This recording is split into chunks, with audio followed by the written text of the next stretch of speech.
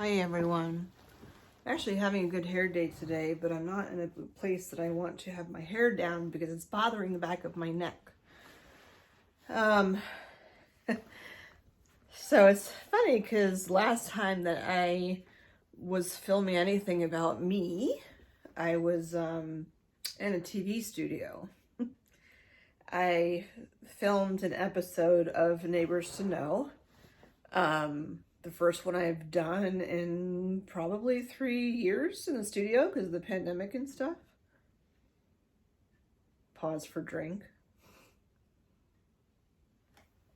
I'm noticing I haven't been drinking like as much water as I usually do. And I'm kind of in slow-mo because I've been crying a lot today. Oh, look, that lines up ironically well. Look at my non-oval boobies.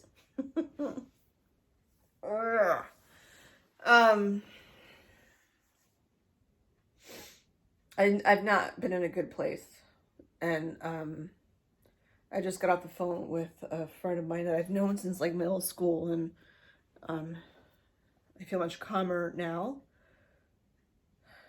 But again, I was saying some prolific things at one point, and I'm like, I feel like I should share this because, like, I'm sure I'm not the only one noticing these patterns of like what's happening or where I am now in this whole process. And as much as like, these vlogs are helpful for me, when I was diagnosed with the C word, I wanted there to be some place where I could look.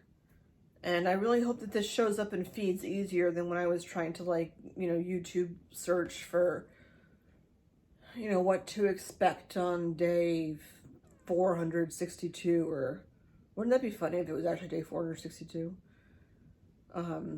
Yeah, not knowing what to expect. So I filmed an episode of Neighbors to Know on my, just me, not with a guest, because my last episode on there had a thumbnail of my drains, and I'm like, lovely. Like, I usually get dressed up and stuff for the show, and iron a tablecloth and stuff, and here I am like in my pajamas in my bed, like with drains, like my belly was showing, which is kind of ironic because my belly was also showing while I was filming and I just didn't know it. So anyway, I filmed like half the show was talking about my breast cancer journey, because that part of my life, the Neighbors to Know host producer part, like I never really had a chance to talk about my story. And then the second half was just talking about like, I'm not going to be in the studio filming or interviewing a guest every month like I had been. But like, here's what I can do. And then I went to go watch it back, and I had this shirt that like crisscrossed. For you loyal followers, you know that like clothes are just not working for me. Today, like, I shouldn't say today, this moment, I'm like comfortable. My gabapentin is like wearing off right about now, so I'm probably going to be hot as hell in a little bit. But I've got my sweats on, I've got my comfy little socks on, I've got my comfy sweater, and my comfy sports bra. So I'm feeling comfy, and my hair came out really good today, but I just don't want it on my neck. So that's why it's up. Anyhow, so I had this blouse on that was crisscrossed for the show, and it took me, of course, a long time to get dressed for the show because clothes just are not my friend in general. Like sweatpants, sure, but not like clothes for interviewing and stuff, and or being on air outside of these vlogs. Anyway, I sat in a chair, and it's a different layout in the studio than what I'm used to. So I put my arms back, and I sat however I sat, and the crisscross of my shirt became uncrisscrossed, and then there was this part that was right here, and it was showing not my shirt. And it's not really funny because I was mortified. Because my boss was the one who was filming. But I guess on a small screen you don't really notice it. I noticed it when I rewatched it back. And I'm like, geez. Like, I had really cool boots on. They have like 4-inch heels and like they lace up to my knee, and they're like my badass boots. And I wore those, and I wore my pants I wore for runway, which were elastic, which is funny because actually I usually have when I wear those pants, they're a high waist, but even with the uncrisscrossing, you didn't see my pants. You saw the stockings I wore underneath my pants. Because these two lives of me are separate, I'll just let you know that. I wore fishnet stockings underneath. Because I wanted to feel pretty and powerful. And I went in my drawer to find some sort of tights or something to wear, because those boots I can't get on with regular socks. And I found fishnet stockings, and I'm like, whew, I'm going to wear fishnet stockings. No one's going to see them anyway because I have pants on and long boots, but I'm going to know they're there. Apparently everyone would know that they're there, but when I... so frustrating. But what I was talking about was powerful, and I don't want to not use the footage. But what I'm going to do, and hopefully it will work, is to just zoom in, and you could just see like from here on up, and that will be the show. And I look so heavy. Oh my God. Like, I know right now it's not the most, flattering thing, but like, I look so heavy. You know when they say the camera adds 20 pounds, whatever? So like, I put on I had put on 30. I've lost some weight, and I'm probably up about I did actually lose a bit of weight. I lost about, depending on the day, 5-7 pounds. Anyway, I look really heavy, but like, I'm not on that show to it's not really about what I look like. The point is, I went through all this shit, and like, I'm still here, and I still want to continue the mission of Neighbors to Know, and my jawline disappeared. Not that I had a strong jawline before, but like, with this lighting, because I can put the camera up and angle it how I want to. I didn't hyperanalyze. I could put my hair down and have it frame my face if I want to. I thought I had a good hair day and makeup day and whatever, but I look so heavy. And the lights in the studio are different than what they were before I filmed, and they're super bright and kind of low. So like, you're just like looking at this camera like, oh, that's bright. It's just not a flattering image of me. Anyway, that's not why I came on here. Well, I guess it's partially leading up to why I came on here. Oh, my teeth! I haven't filmed since my teeth. Oh, I have to go close for this. Maybe I should take my hair down for this. I got my teeth. Oh my God. Okay, you can go ahead and stare. I don't even think I have any makeup on. I was at the hospital gym today. But I got my teeth. Look, they're not chipped anymore. Yay! Aren't they gorgeous? Oh my God, I've been vlogging for like 170 vlogs with chipped teeth the whole time. And now they're not chipped. Look how pretty they are. Oh, she did such a good job. A quick recap is like, with all the health things that I was going through, my teeth were first one chipped, then another one chipped, and like, and these were crowns anyway. That's another story. But they had to replace the crowns that were chipped, and because they're my front teeth, they kind of have to do it in a chunk of them. So I had to have the 4 caps done. And then I was like, because I haven't spent enough money on health issues and stuff, I'm like, the teeth next to it, my eye teeth, were just discolored, and I tried bleaching and stuff, and it just wasn't working. And she's like, well, you could do veneers. I'm like, well, how much are veneers? Of course, they're not really covered. I mean, dental coverage covers like nothing. And it was like stupid expensive. And I'm like, you know what? I've been through a lot of shit. I deserve to have 2 freaking ass veneers. So, jeez. I know it's like, wait, my fake smile, but look, they're so shiny and straight. I love them. Oh my gosh. I was afraid I was gonna, no offense to Snooki because I find her entertaining, but I was concerned I was gonna have like Snooki teeth when I was done and they'd be like so bright, or like everyone knows you just got your teeth done. But they're subtle. And I bleached the bottom ones. This is like me becoming the new reconstructed Jen. I bleached the bottom ones so that they like match more. They weren't really that far off anyway, but yeah, here's my new teeth. After all these vlogs, you've only ever known me, well, unless you know me in person, like in real life, you've only ever known me with chipped teeth, but these are my new teeth. And they're not that different from my old teeth. They're a hair bigger, not by much. So I have my new teeth. I'll have, well, I have the new boobs. I'll have newer boobs in a couple of weeks.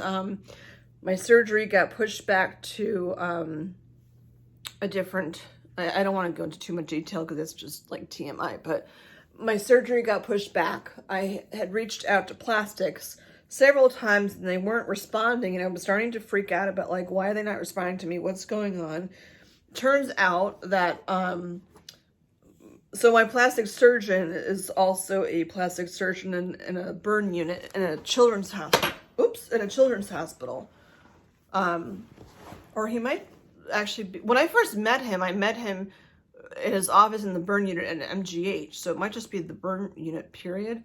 Anyway, the reason why he didn't get back to me was because there's a kid outside of this country, a kid who is a burn victim, I believe is he's flying in on the day I was supposed to have my surgery in order to get plastic surgery with my plastic surgeon. I think it's to do work on his face. So like, to me, that's just like, I'm just lucky as shit that like, this is who my plastic surgeon is. Like, he's got some kid who like is a burn victim, is flying in just to see my doctor, to like, you know, that's just amazing. So anyway, so my surgery got pushed back a week. And I don't have that many feelings about the surgery. That's not why I'm sad. It's just, I'm in the process of doing a lot of stuff over again. Like, I just officially asked for time off of work. I was actually sitting here yesterday. I'll be really vulnerable right now because it's not going to stay this way, but I was like kind of leaning like this yesterday, like watching TV, and my right boob was fine. And I have a padded sports bra on now, so you can't tell, but my left side, I could feel the implant up top here, but then the rest of it was like a freaking crater. And it freaked the shit out of me. And like, this is why I'm going in. Like, something's not right. There's nothing's like wrong, because the scans came back clear for like cancer stuff. I don't know what's going on. He'll need to figure that out. But it just freaked me out, and it made me feel ugly and freakish. And I got the doctor's note confirming the surgery. He's recommending 4 weeks off of leave of work. And there's kind of a question mark at the end of that, because of course it depends on how I'm healing, to see if it's actually 4 weeks. The surgery, they said, is 3 hours long. My double mastectomy was direct to implant. I never had expanders. So that surgery was 6.5 hours. I don't know if it was exactly that. I just remember them telling me it was 6.5 hours. So this is 3 hours. It's outpatient. But I told my boss, and I had to like, you know, formally write up a blurb, and just doing that again, it's like, wow, I'm doing this again. And it's not about why, it's just the act of doing it again. And then, thank God I live in Massachusetts, that I can get, like, the state pays for medical leave if it falls under certain conditions, and stuff cancer related falls as a, you know, major medical thing. So I had to fill out the paperwork for paid family medical leave, or paid medical leave in this case.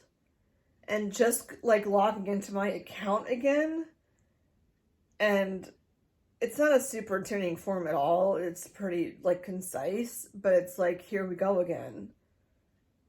And just like seeing the numbers and the fonts that they use and stuff. And I'm like, it just brings it all back from before. And there's more emotion now than there was when I was going through all the shit the first time. And you would think that I would have had more emotion then, because then you're talking about getting cancer out of my body and blah, blah, blah. And now you're talking about like just fixing things because my body is not like, it didn't take to the implant the way that it should have.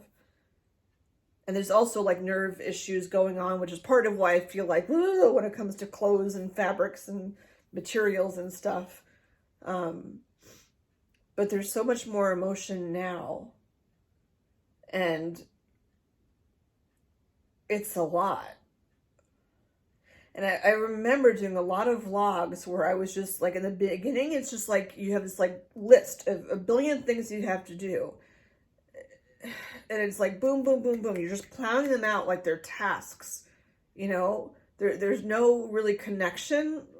There's not really an emotional connection because there's not really time to have an emotional response because there's so much to do. I mean, there's so much when you're going in for a surgery like that, like that's a major, major, major surgery. You know, you got to put shit in place if God forbid something happens. So like, you know, aside from taking time off of work, there's like, you know, putting stuff in place of like, how am I getting, you know, going to get help? How am I going to get groceries? How, I had to update my will. Like, you got to make sure your beneficiaries are all updated. Like all this stuff to put in place, but it's like so many things over, you know, like a never even, it seemed like a never ending list of stuff to do to get ready for surgery. And then like when surgery's over, for me, it's almost like people are excited. They're like, oh, your cancer's gone now. For me, I didn't feel like I was cancer free until I had those scans recently where they looked at, you know, what's going on here to make sure that there was no like cancer there. I didn't feel cancer free after my surgery. I didn't feel cancer free when I was 1 year cancer free at the 1 year anniversary of my surgery. I felt cancer free when I went in for the scans because I thought something else might be wrong and they couldn't find anything. I guess because visually I'm seeing that there's no cancer because I know what the cancer looked like before and I didn't see that on the screen. So with the emotions, there's just too much going on that there's not really a lot of time for emotion. I remember being surprised that I was as calm and chill as I was. You know, and even after surgery is done and things are healing, you know, the PT thing is just like an overriding thing. You know, my frozen shoulder, that added a whole other aspect to stuff. And then, you know, okay, now let's start the tamoxifen and let's see, you know, start that crazy train. And then let's start the Lupron and that's a bigger crazy train. And then like, let's do the Zometa and that's a super, super crazy train, but you only have to do it every 6 months. By the way, what I will say about the Zometa, the doctor did tell me that, or the PA told me that the Zometa should not be within a week of surgery. My Zometa is a little bit over 2 weeks before my surgery. I typically have, in the past, have had flu symptoms after the Zometa. You can rewind and watch those vlogs. They're quite entertaining. The Zometa is tough. But after the second one wasn't as bad, and this will be my third one. So I anticipate that like I'll have the flu symptoms again, but like I'll be fine after like a week or something. Anyway, so I'm filling out the papers, and this morning, I don't even know what happened. Timing wise, my Lupron was December 8th. Today is the 16th. So 8 days. It's a fair amount of time to be out of the Lupron. That like my sad phase where I'm like crying all the time should be over. That usually happens the week before Lupron. And I know it's the holidays and it's my birthday and all this other stuff that should be triggers and stuff, but it's not about that. I've had some really nasty, ugly cries really over the past 2 months. To the point that it's starting to concern me a little bit. And I don't think it's like a, oh, she needs antidepressants kind of thing.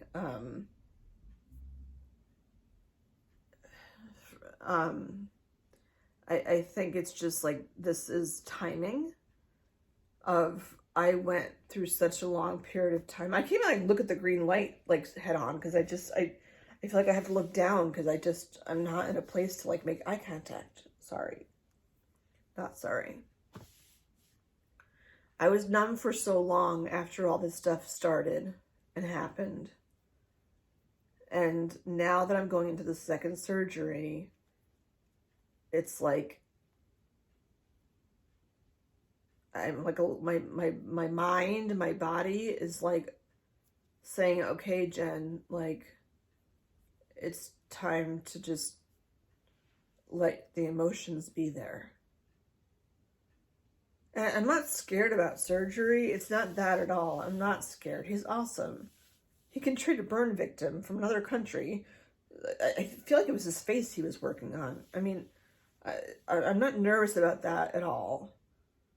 I'm not even nervous about like afterwards. I feel like I have a good list of people to help me.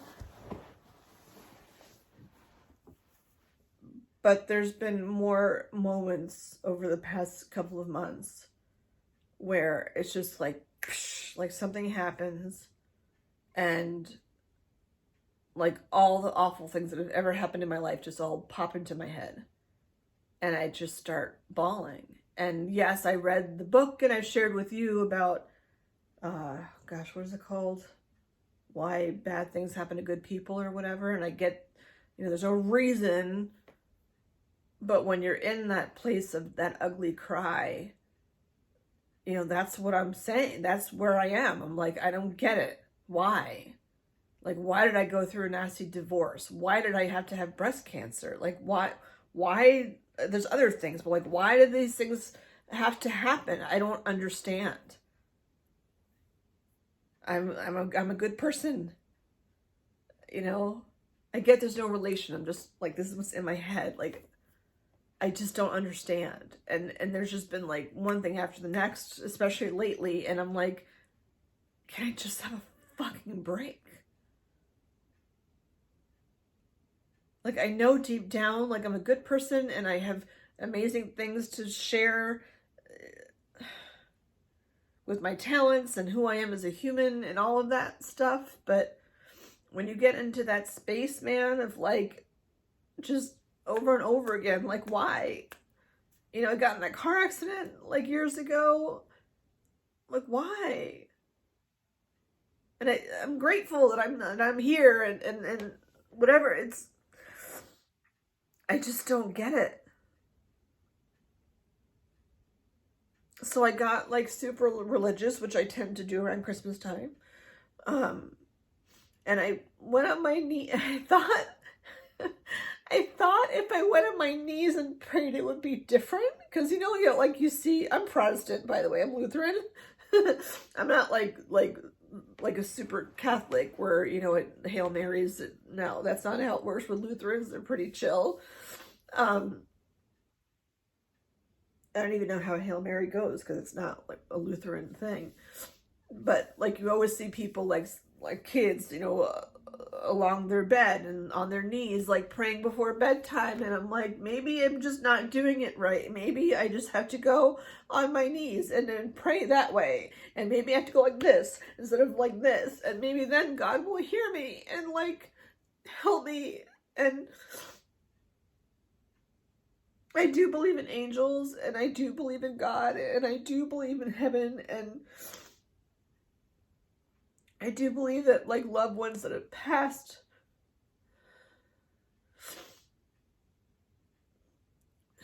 can come in some form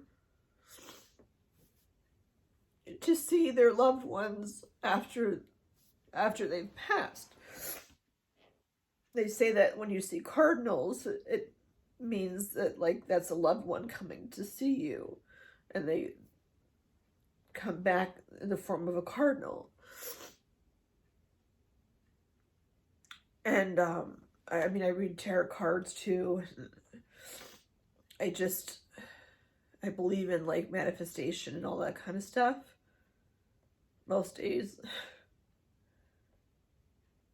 And I just like I prayed and I asked like God to send my angels down to look over me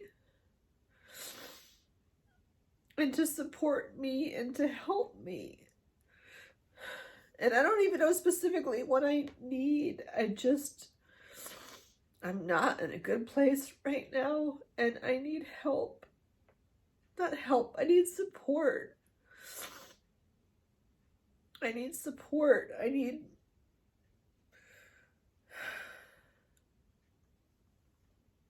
It's hard to put even in words what I need. It's just like, why? I don't understand. And what's ironic is I'm looking at my... I didn't want to bring it on camera. I don't know why. My Christmas tree is half up. Well, it's 2/3 up.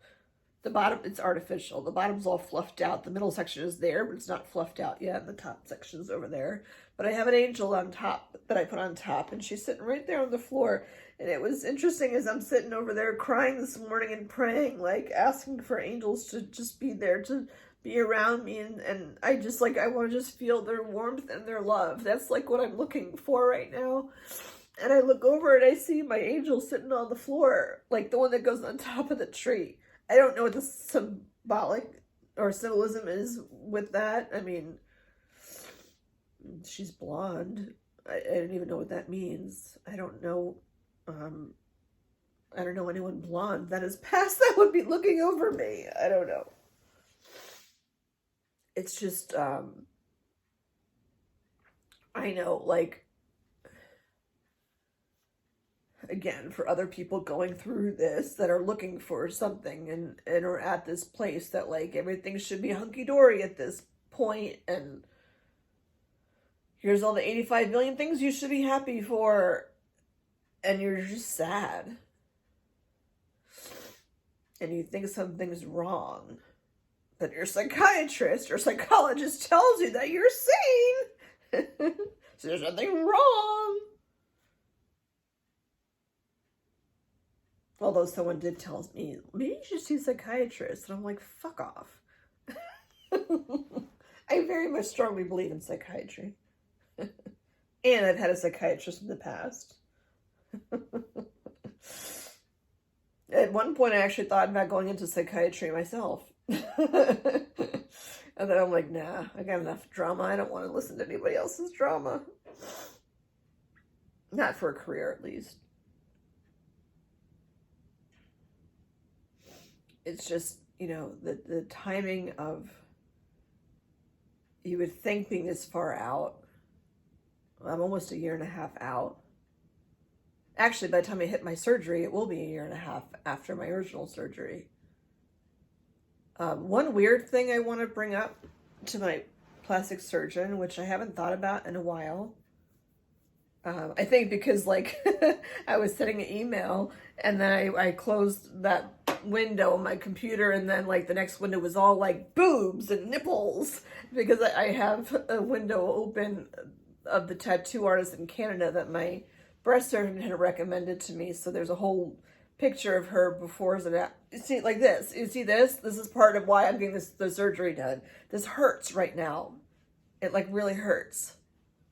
I had like a stabbing pain this morning. Just like out of nowhere, I had like this stabbing pain.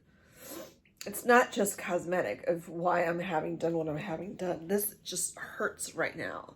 And there's some wacko weather, which maybe the barometric pressure is part of that. But this just right here just hurts.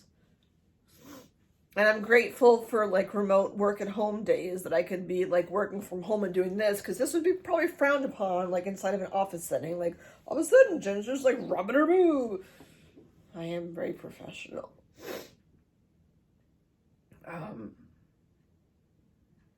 Yeah, but it'll be a year and a half out. What I want to ask the plastic surgeon.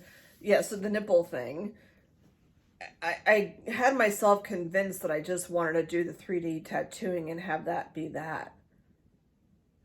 But especially with all the crashing I've been doing lately with my emotions. I think I'm going to ask him if he can make, they make like these nubs with your skin. Like just like by taking the skin and twisting. Like while he's going to be in there. I don't know if that would be the right timing or not, but I think I want to try to do that, to have like, you know, a made or fabricated nipple. And then they, like, once that is the way it is, they would tattoo it. I know that there's things that can go wrong with that. I know that over time they can flatten out. My understanding is that you have the nipple made, like with your skin, you just kind of pull it together and twist and the skin pops up and there you have a nipple. And then once that's like healed or whatever, I would go still to get tattooing, but the actual nipple part would be tattooed also. And I think you have to go in for more, like it's not just one session that you go in for, because they have to get the coloring right, and the coloring on the part that sticks out just responds differently than the rest of your skin. But I've just not been feeling very womanly. And even though I know that it might not take, they could flatten out, they could cause me more problems. But I just feel like I need to try it and see if it works. I don't think I could go through life with just feeling like flat all the time. It was cool while it lasted, but I just don't think I could do that. So a friend of mine asked me if, like, she's like, well, it's like you're a Barbie doll. I'm like, I don't feel like a Barbie doll. I mean, yeah, it doesn't matter if it's cold outside, but you know what? That's why they have, like, even right now, the bra that I have on has one of those pads. They all do now, you know, to cover up your THOs. So, like, I know it could look like I have my headlights on all the time, but you know what? I just want to try and see if it works. So I'm going to finish up here. I just wanted to just share about the timing of, like, I've cried more, I feel like, the past couple of months that I have in the past year and a half. And hard cries like I have my halo on and I have to double check my heart rate and stuff to make sure I'm okay. Cries that, like, I think of I need to phone a friend, and who am I gonna call? Ghostbusters. I have a list on my phone. I used to keep it in a journal I have at home, but I have it on my phone since my phone's with me more than my journal is. I have a list of my friends and what they can do for me.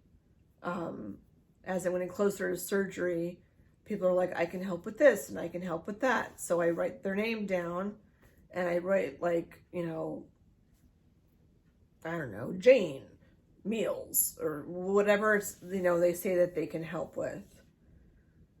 And then some people who said, oh yeah, I can help with this, and this is what I can do. But they said that last time too. And when I look back at, like, text messages from then, I'll look back and say, oh, sorry, I missed you. Oh, I meant to drop off this. Oh, meant to do this, never did that. And I'm like, I can't have that. No, I don't want to have to track someone down. If they've bailed on me 3 or 4 times, like, I can't rely on them for a meal. And that's a very important thing when you're going through this kind of shit. Because, like, in the beginning, I won't even be able to open up my own friggin' refrigerator. I won't be able to pull that hard.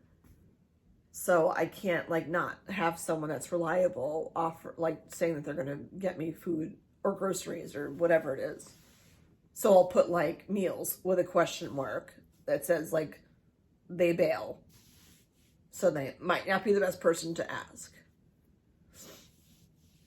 And then I have people mostly that I've, like, talked to, not that I just put on some email list, that I just say, you know, this is coming up.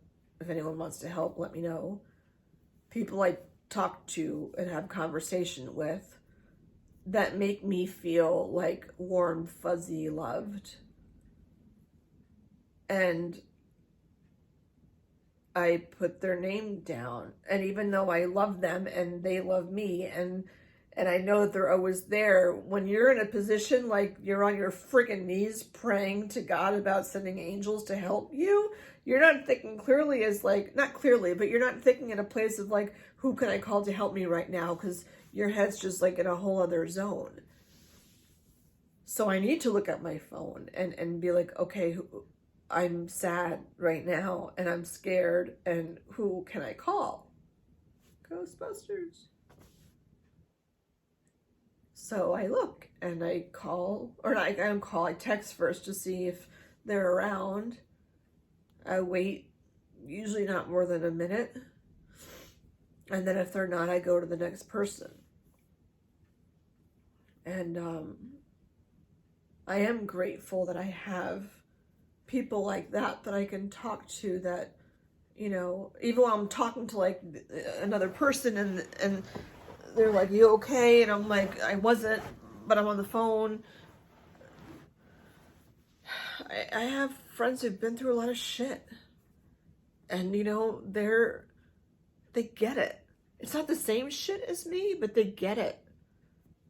They know what it's like for things to just suck sometimes. And they've been through stuff that it's like, why? Like, I'm a good person. Like, why does this shit have to happen? Like, over and over, you know? And it's different kinds of shit. But it's still, like, devastating stuff that, like, I don't understand. And it's awful that, like, we have that in common. And, like, my one friend, I'm not going to say her name.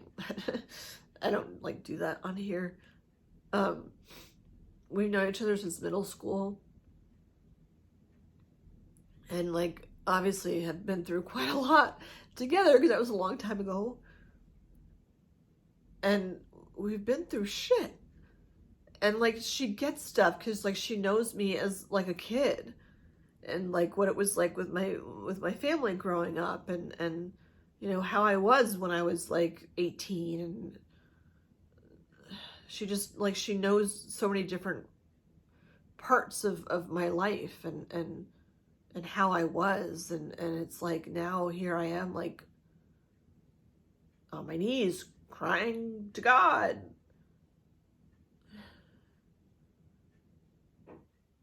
And I'm glad that she was around, that I could talk to her.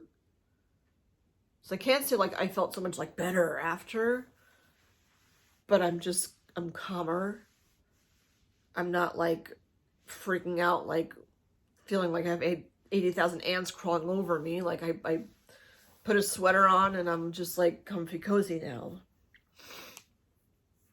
So I feel calmer. Because the things I was crying about, like, are still things.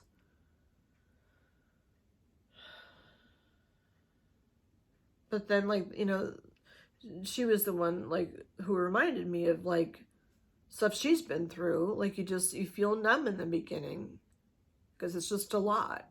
And your true reactions and feelings don't usually come out for a bit. And it's not just the cancer. There's other things too that I'm not going to get into, but like, it's a lot. And this is where you know, you need to be loving and forgiving it with yourself too. Cause like I look to the left of me and the right of me, and there's some folded laundry not put away, and there's some unfolded laundry that I took out of the dryer, but I haven't folded it yet.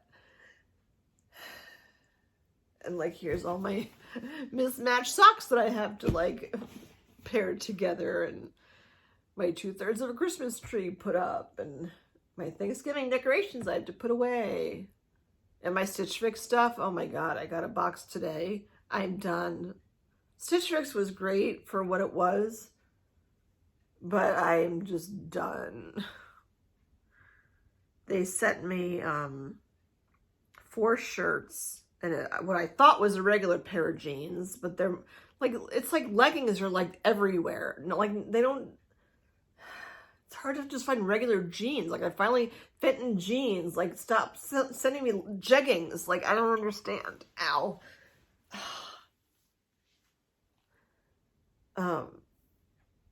Granted they fit and they're long, so I think I'm gonna keep them. But the shirts are also damn fucking tight. And I'm like, this is what my weight is. Like, can you not put it together that my weight is not this size? Like, I'm a bigger size. I don't want to be that bigger size, but that's just what I am. So stop sending me clothes where I look fucking fat and I don't feel good about myself. The whole point of doing the Stitch Fix thing was like so I wouldn't have to sit in a damn store trying on 25 things and feeling frustrated and crying in a dressing room because I have no clothes that fit. Are they overpriced? Yes. And there's also the benefit of you not sitting, like having to go out and try on 25 different things. Like the convenience of you being able to just try on clothes in your own home is why the money is worth it. But they're just not getting it anymore, and it's been a year and a half, so I feel like I have enough clothes to get me by, so it's fine. What's interesting is when I had my first surgery was in August, and my next surgery is going to be in January. So what's interesting is just the seasons are different. So I have a lot of clothes that are like, fuck, the hell is that? It's funny, it's usually my right side where there's like shit going on, but I guess it's just more signs that my left side needs to be dealt with because I don't know what the fuck is going on right now. It's really, really bad weather outside. There's like, it's pouring here, but it's like gale warnings, and west of here, north of here is like blizzards and stuff. Here is just rain. So I'm sure that's part of why I'm achy. What the hell was I just saying? I don't know. I have to eat dinner. Oh, the different seasons. Yeah, so like I had all these shirts that were like zip up or button down or whatever for summer. But I don't really have a lot of those things for winter. I'm not going to, again, go nuts because I don't know what's going to work and what's not, and how long I won't be able to move my arms. Like, you go back to the days when, like, you can't lift your arms over your head to put shirts on, so that's why everything has to be buttons and zippers and all that stuff. And, even like sweaters, like, you know, this is just the neck on this is like super wide, so I can finagle getting this on and off without putting my arms over my head. But like this sports bra, there's no way I wear this after surgery because it's a regular sports bra. Like I can't get that over my head. I have to go back to my what do you call it? My front zip sports bras. But that'll be a while because I'll have my surgical bras on first. And I still even have 3 surgical bras left over from last time, so I can use those. And plus, you know, there's Amazon. I never really bought clothes through Amazon before, but, and I don't, you know, I like helping out the small shops, but sometimes it's just, you know, convenience. I can order a bunch of stuff off Amazon just like I would from Stitch Fix or whatever, although Stitch Fix is better quality clothes, but and more fashionable. But I can pick up a couple of things from Amazon, and if they don't work, somebody can just drop them off for me. Because I did that last time too. All right, I'm gonna go. I need to eat something and then go to sleep, and fortunately have meditation in the morning, which is just like one of the biggest highlights of my week. And then see what I get done this weekend. I need to be calm and nice to myself and forgiving of myself. And can't expect that like overnight, you know, however many compliments you could give me, I'm not going to tomorrow wake up and be like, I love my body and blah, blah, blah. I love myself. I don't love my body right now. Part of it because of what it looks like, and part because I'm like sitting here like, ow, I'm uncomfortable and in pain. So for those I don't want to call them haters. I just hate hearing it when people are like, you know, well, it's not like the first time, you know, you're choosing to have this done. It's like, yeah, because I don't want to be like this and be in fucking pain. It's not just about. I used to think too, like I own up to that, like, oh my God, plastic surgery, like everything's elective. Untrue. Clearly not. Plastic surgeons are there to help burn victims, for Pete's sake. But this is not like, I know on paper it sounds like it's all cosmetic. It's not. If it were, I wouldn't freaking be like this. On my left side. Like I would do this all the time on my right side early on. This is my left side. The side that was cancer-free. I'm not just doing this just to look better. That will happen with it too, but that's not all that it's about. And don't say like, well, I would have done this and I would have done this. You don't know what the fuck you would have done. You don't know what the fuck you would do if this shit happened, because it didn't happen to you. You know what the fuck you do if it actually happened. That sounds really mean and threatening, and I don't mean it that way. It's just like, don't tell someone who's been through cancer, or not just cancer, most anything else. You can't say, well, I would have done this and I would have done that. You don't know what you would have done. You don't know what you would have done. Every person's body is their own freaking temple, and like, let them do with it what they want. That seems like just a blanket statement for like so many things, like, you know, abortion and anything. But you don't know what you would have done. Like, I know people, they're trying to be helpful in saying stuff, but like belittling something because to you it sounds like it's not a big deal. Just because it's not a big deal to you the way you see it doesn't mean it's not a big deal. And I know that. I don't have the energy to like debate anyone about it, so I'm not going to get into it. But don't do that. You can be there for someone, you know, you don't have to judge their choices and what they're doing or not doing with their bodies. It's not your body. And it's not your life, it's their life. All right, gonna go. And this is next to me too, which is not helping with my weight. Ugh. But I went to a store that sells these. I usually go to Wegmans. I don't know if I don't think they sell them. I haven't seen these in years. Ugh, hurts. And then they were buy one, get one for $1. And I bought two, but I gave one away. Wasn't that nice of me? All right. Oh, one thing I'll add, actually, a random thing that I'm noticing. I don't know if it's the exercises that I'm doing at the gym, but I noticed that I started taking fish oil again, 1,000 milligrams. I started taking fish oil again probably a month ago. I am not having as many Achilles issues. They could be related, could not be related. It's just a interesting thing I wanted to fill you in on before I shut this down.